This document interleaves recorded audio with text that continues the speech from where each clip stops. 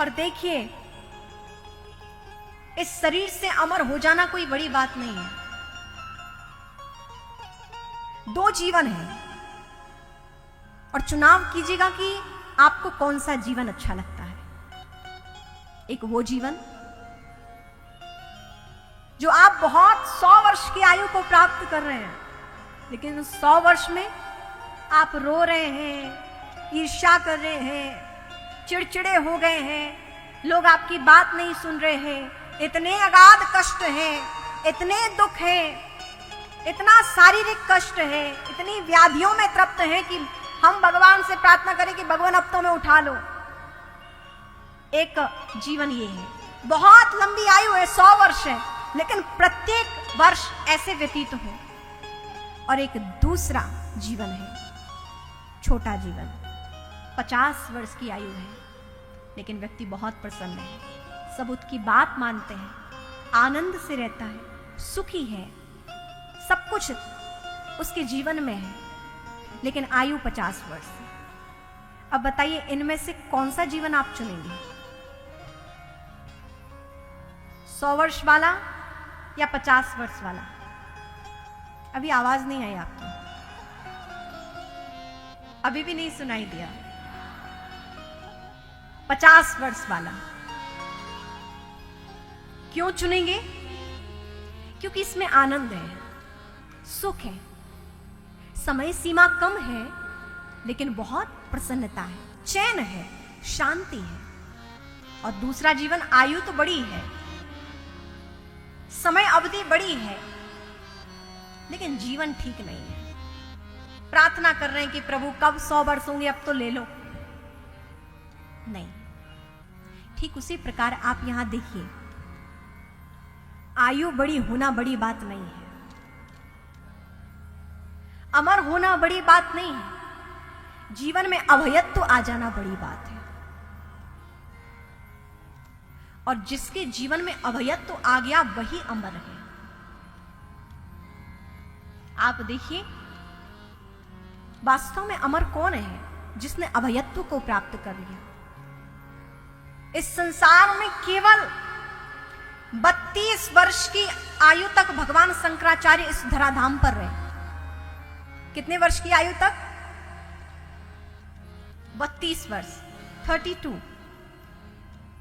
मात्र इतने दिवस भगवान शंकराचार्य इस धराधाम पर रहे, लेकिन आज भी भगवान शंकराचार्य के समक्ष हमारा मस्तक झुका रहता है। 11 वर्ष के थे जब भगवान शंकराचार्य ने पूरे भारतवर्ष की यात्रा की, चारों भारत के इस कोने से लेकर उस कोने तक धर्म का विस्तार किया। कितना कुछ भगवान शंकराचार्य ने नहीं कहा। आज हम सब भगवान का भजन कर पा रहे हैं, वो केवल भगवान शंकराचार्य जी की देन है। पूरा ये समाज बुद्धिस्ट हो चुका था, अपने धर्म को भूल चुका था, बस ऐसे ही जीवन चल रहा था।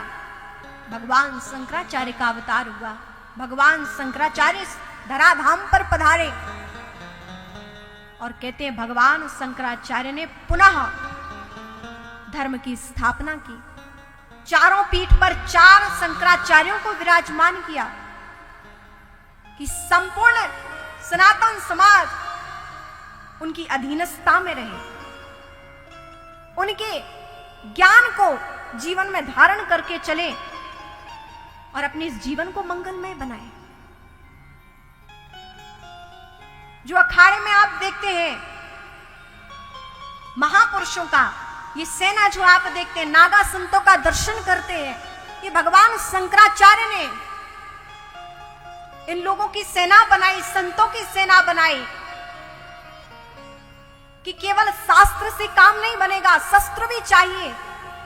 ऐसे आपत्तियों का हमें सामना करना पड़ेगा। जो शास्त्र की बात समझो से शास्त्र से समझाओ, लेकिन जो शास्त्र की बात ना समझे, हमारे धर्म की हानि करने के लिए जो उद्यत हो, उसके लिए तुम शास्त्र नहीं शस्त्र उठा लेना। और आज भी इसकी बहुत जरूरत है, आज भी इसकी बहुत जरूरत है। हमारे वीर सैनिक लड़ते रहेंगे।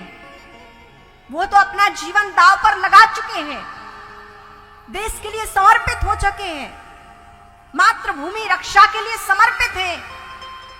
उनका भी परिवार होता है, उनकी भी मां है, उनकी भी पत्नी है, उनकी भी संतान है।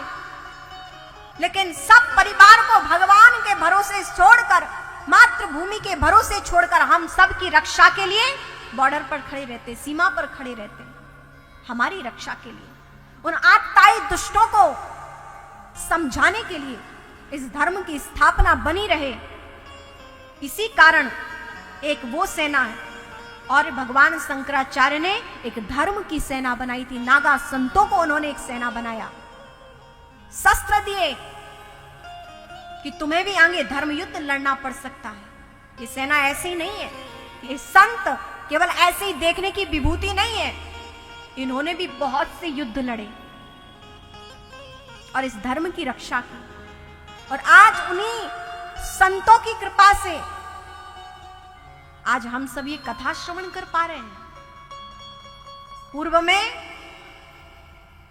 ये कथाएं नहीं हुआ करती थी। उस मुगल शासन में कोई धर्म आयोजन हो ही नहीं सकता था, और बाद में धीरे धीरे आगे समय बढ़ा, और जब कोई धार्मिक अनुष्ठान करना पड़ता था तो उसके लिए कर देना पड़ता था, टैक्स। तुम अपना धार्मिक अनुष्ठान करना चाहते हो, इतना कर भरो और शांति से करना। इतना कुछ कष्ट झेला हमारे महापुरुषों ने, हमारे पूर्वजों ने, और आज हमें ये कथाएं सहजता से मिल रही हैं, उनकी ही कृपा से मिल पा रही हैं। यदि वो धर्म के लिए ना लड़े होते तो आज ये कथा हम यहां श्रवण ना कर रहे होते इतनी स्वतंत्रता पूर्वक। आज आप कश्मीर में जाकर देखो, ऐसे कथा कर पा रहे हैं? आज तो माहौल फिर भी कुछ ठीक हो गया है, लेकिन पूर्व में ये भगवान की कथाएं आप वहां कर नहीं सकते थे। और आप बंगाल में देखिए, बंगाल में क्या हाल है। कहां तक कहा जाए, हम सब सनातनियों को जागृत होना पड़ेगा। यदि आप चाहते हैं ये कथा होती रहे तो आपको ही जागरूक होना पड़ेगा। देश के लिए, व्यक्ति स्वयं के लिए तो बहुत जीता है, और ये जीना भी कोई जीना है। हम केवल अपने और अपनों तक सीमित हैं, लेकिन संत और श्रेष्ठ व्यक्ति, श्रेष्ठ सज्जन पुरुष अपने और अपनों से बढ़कर समाज के लिए भी जीता है। यदि हमारे पूर्वज ऋषि मुनि संत महापुरुष और जिन्होंने देश भक्तों ने यदि ये सोचा होता कि हम और हमारा परिवार है, हम अपना देखें, बाद में देखा जाएगा औरों का, तो आज हम इतने स्वतंत्रता पूर्वक धर्मायोजन ना कर रहे होते। उन्होंने त्याग किए, उन्होंने परिवार को छोड़ा, उन्होंने स्तन का कोई ध्यान नहीं रखा, लड़ते रहे, तब जाकर ये धर्म आयोजन आज हम यहां श्रवण कर पा रहे। और उनका वो किया हुआ व्यर्थ ना जाए, इसलिए आज की पीढ़ी को, आज निवास करने वाले इस पृथ्वी पर हम सबका दायित्व है कि हम ऐसा कार्य करें कि आगे आने वाली पीढ़ी हमें धिक्कारे ना, ये ना कहे कि समय था, समय रहते हमारे पूर्वज यदि जागृत हो गए होते तो आज हमें ये दिन ना देखने पड़ते। ऐसा ना हो, इसलिए जागृत होइए, अपने देश के प्रति, अपने धर्म के प्रति